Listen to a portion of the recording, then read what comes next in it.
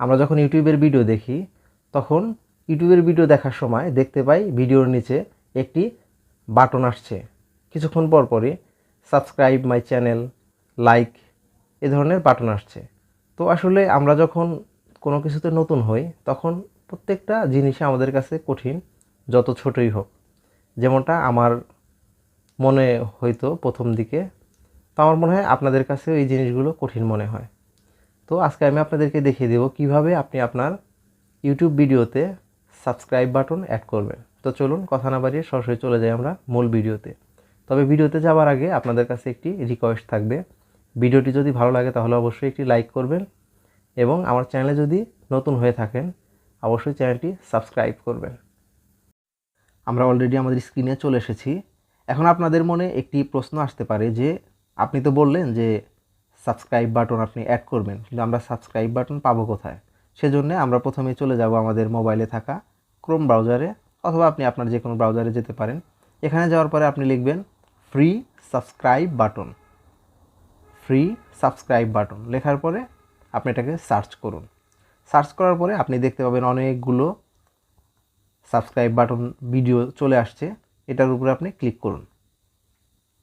Click করার পরে আপনি উপরের দিকেই দেখতে পাবেন ফ্রি ডাউনলোড, এটাকে ডাউনলোড করুন। ডাউনলোডের অপশন আসবে, আপনি 2560 × 1440 এটা ডাউনলোড করে নিতে পারেন। ডাউনলোড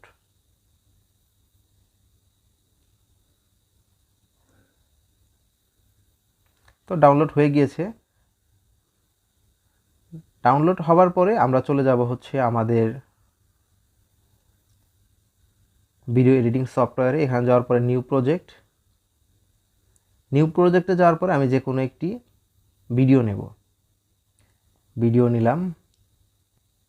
ভিডিও নেওয়ার পরে আপনি যে ভিডিওর সাথে অ্যাড করতে চান সেই ভিডিওতে আপনি নিয়ে নেবেন।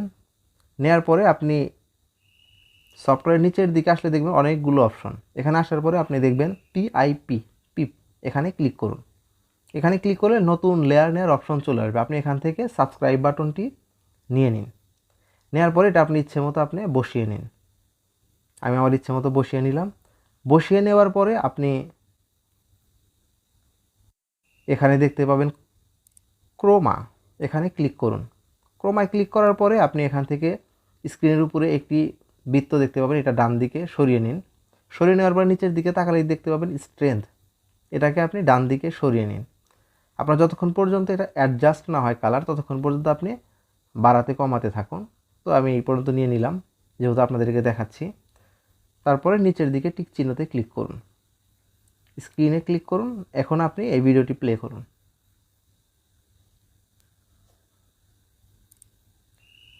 তো এভাবেই আপনি আপনার ভিডিওর সাথে সাবস্ক্রাইব বাটন অ্যাড করতে পারবেন। ভালো থাকবেন, সুস্থ থাকবেন। আবারও দেখা হবে কোনো একটি নতুন ভিডিওতে।